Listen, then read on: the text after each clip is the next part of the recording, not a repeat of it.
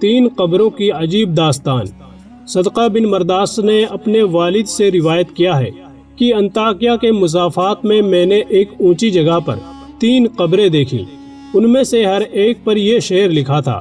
پہلی قبر پر لکھا ہوا تھا: زندگی سے وہ شخص کیا لذت حاصل کر سکتا ہے جو یہ جانتا ہو کہ اللہ تعالیٰ اس سے ضرور باز پرس کرے گا اور اس سے بندوں کے ساتھ کی جانے والی ناانصافیوں کا بدلہ لے گا اور جو بھلائی اس نے کی ہے اس کی جزا دے گا۔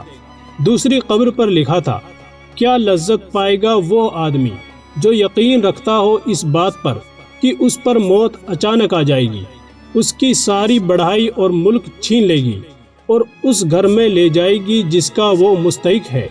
تیسری قبر پر لکھا تھا: کیسے مزے لوٹے گا وہ آدمی جس کا رخ ایسی منزل کی طرف ہے جس پر اترنا جوانوں کو بوڑھا کر دیتا ہے، جو چہرے کے نقوش کو بہت جلد مٹا دیتا ہے اور جس کے جوڑ بوسیدہ ہو جائیں گے۔ یہ تینوں قبریں ایک صف میں کوہان کی شکل میں بنی ہوئی تھی۔ راوی کہتا ہے کہ میں ایک بوڑھے کے پاس جا کر بیٹھ گیا اور اس سے کہا: میں نے تمہاری بستی میں ایک عجیب بات دیکھی۔ اس نے پوچھا: کیا دیکھا؟ میں نے واقعہ بیان کیا۔ اس بوڑھے آدمی نے کہا: ان کا قصہ اس سے بھی زیادہ تعجب خیز ہے جو تم نے ان کی قبروں پر دیکھا۔ میں نے کہا: آپ ان کا قصہ سنائیے۔ وہ کہنے لگا: یہ 3 بھائی تھے۔ ان میں سے ایک بڑا عہدیدار تھا جو بادشاہ کے ساتھ رہتا تھا اور شہروں لشکروں کے انتظام پر مامور تھا۔ دوسرا ایک مالدار تاجر تھا، وہ بھی بادشاہ کے خاص لوگوں میں سے تھا۔ تیسرا ایک عبادت گزار آدمی تھا جو عبادت کے لیے اپنے آپ کو الگ کیے ہوئے تھا۔ اس عبادت گزار کی موت جب قریب آئی تو اس کے بھائی اس کے پاس جمع ہو گئے اور کہا: اے میرے بھائی، آپ کو کچھ وصیت کرنی ہے تو وصیت کر دیجئے۔ اس عابد آدمی نے کہا: کیا وصیت کروں؟ اللہ کی قسم، میرے پاس کوئی مال نہیں ہے کہ میں وصیت کروں، نہ میرا کسی پر قرض ہے جس کے لینے کی وصیت کروں۔ میں نے دنیا میں کوئی چیز نہیں چھوڑی جس کے لٹنے کا اندیشہ ہو۔ عہدیدار بھائی نے کہا: اے میرے بھائی، یہ میرا مال تیرے سامنے ہے، اس میں سے جو چاہو کہو اور جو دل چاہے وصیت کرو۔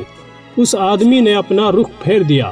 تاجر بھائی نے کہا: میرے بھائی، تجھے میری کمائی اور کثرت دولت کا پتہ ہے، شاید تیرے دل میں کسی بھلائی کا ایک ارمان رہ گیا ہو جس کو مال خرچ کیے بغیر حاصل نہ کیا جا سکتا ہو۔ یہ میرا مال ہے، اس میں سے جو چاہو حکم کرو، اس کو پورا کروں گا۔ وہ بھائی ان دونوں کی طرف متوجہ ہوا اور کہا: مجھے تمہارے مال کی کوئی ضرورت نہیں، لیکن میں صرف ایک اقرار تم سے لینا چاہتا ہوں جس میں تم وعدہ خلافی نہ کرنا۔ انہوں نے کہا: وہ کیا ہے؟ اس نے کہا: جب میں مر جاؤں تو مجھے غسل دو اور کفن پہنا کر ایک اونچی زمین پر دفن کر دو اور میری قبر پر لکھ دینا کہ زندگی سے وہ آدمی کیا مزہ لے سکتا ہے جو یہ جانتا ہو کہ اللہ تعالیٰ اس سے باز پرس کرے گا اور اس سے بندوں کے ساتھ ناانصافی کا بدلہ لے گا اور نیکیوں کی جزا دے گا۔ جب یہ کام کر دو تو روزانہ میری قبر پر آیا کرنا، شاید تمہیں نصیحت نصیب ہو۔ انہوں نے اس کی موت کے بعد ایسا ہی کیا۔ اس کا عہدیدار بھائی اپنے لشکر کے ساتھ قبر پر آتا اور اتر کر ان اشعار کو پڑھتا اور روتا جاتا۔ جب تیسرا دن ہوا تو لشکر کے ساتھ حسب معمول آیا اور اتر کر رونے لگا۔ پھر جب واپسی کا ارادہ کیا تو اس نے قبر میں سے دھڑام کی آواز سنی۔ قریب تھا کہ اس کا دل پھٹ جاتا، چنانچہ وہ گھبراہٹ اور خوف کے ساتھ واپس آ گیا۔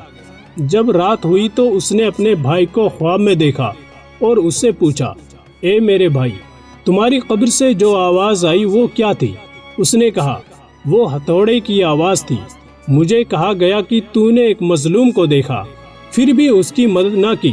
چنانچہ وہ آدمی صبح غم زدہ اٹھا اور اپنے تاجر بھائی کو اور دوسرے خاص لوگوں کو بلایا اور کہا: میں سمجھتا ہوں ہمارے بھائی نے جو اپنی قبر پر اشعار لکھنے کی وصیت کی تھی اس کا مقصد مجھے تنبیہ کرنا تھا، اور میں تمہیں گواہ بناتا ہوں کہ آئندہ میں تمہارے درمیان نہیں رہوں گا۔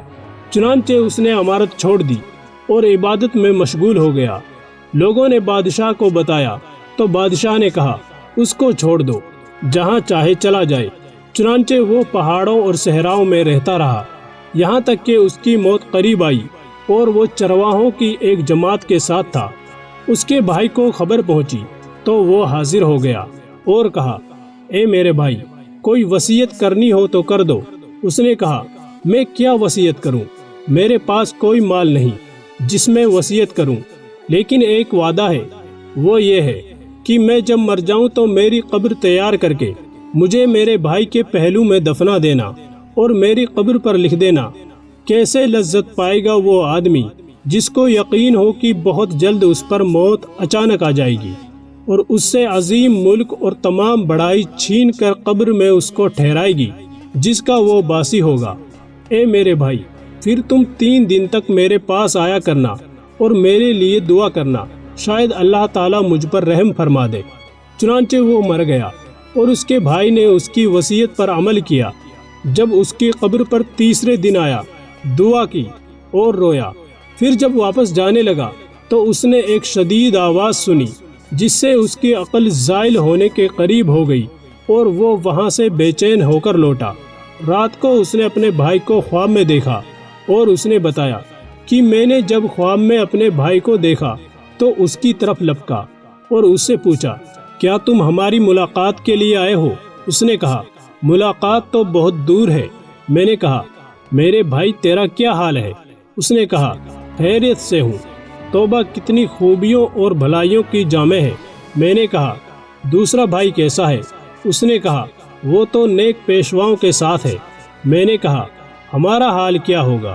اس نے کہا، جس نے دنیا اور آخرت کے لیے جو کچھ کیا ہے وہ دیکھ لے گا، بس تم اپنی مالداری کو فقیری سے پہلے غنیمت سمجھو۔ راوی کا بیان ہے کہ اس نے دنیا سے کنارہ کشی اختیار کر لی، اپنے مال کو تقسیم کیا، جائیداد بانٹ دی اور اللہ تعالیٰ کی عبادت میں لگ گیا۔ اس کا ایک بیٹا بڑا ہو کر ایک خوبصورت اور باکمال نوجوان بنا اور تجارت شروع کی، یہاں تک کہ تجارت میں ایک خاص مقام حاصل کیا۔ اس کے باپ کی موت قریب آئی۔ اس نے اپنے باپ سے کہا، ابا جان، وصیت کر دیجئے۔ اس نے کہا، اے میرے بیٹے، تیرے باپ کا کوئی مال نہیں جس میں سے وصیت کرے، لیکن میں تجھ سے ایک وعدہ لیتا ہوں کہ جب میں مر جاؤں تو مجھے اپنے چچوں کے ساتھ دفنا دینا اور میری قبر پر یہ اشعار لکھ دینا کہ کیسے مزے لے سکے گا زندگی سے وہ آدمی جس کا رخ ایسی قبر کی طرف ہو جس کی کھاٹ نوجوانوں کو بوڑھا کر دیتی ہے اور چہرے کا رنگ اڑا دیتی ہے اور جلدی جلدی جسم اور جوڑوں کو بوسیدہ کر دیتی ہے۔ جب یہ کام کر لو تو اس کے بعد 3 دن تک تم میرے پاس آیا کرنا اور میرے لیے دعا کرنا۔ اس نوجوان نے وصیت پر عمل کیا۔ جب تیسرا دن ہوا تو اس نے قبر میں سے ایک آواز سنی۔ آواز اتنی شدید تھی کہ جس سے اس نوجوان کی جلد سکڑ گئی اور رنگ اڑ گیا اور اس پر بخار چڑھ گیا اور وہ گھر واپس آ گیا۔ رات کو خواب میں اس کا باپ آیا اور کہنے لگا، میرے بیٹے، تم ہمارے پاس آنے سے نزدیک ہو اور موت قریب تر ہے، بس تم اپنے سفر کی تیاری کر لو اور کچھ بندوبست کرو۔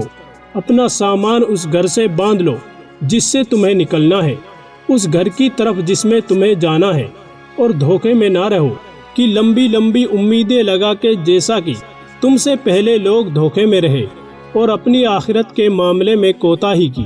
نتیجہ، موت کے وقت ان کو شدید ندامت لاحق ہوئی اور عمر کی بربادی پر افسوس ملتے رہے۔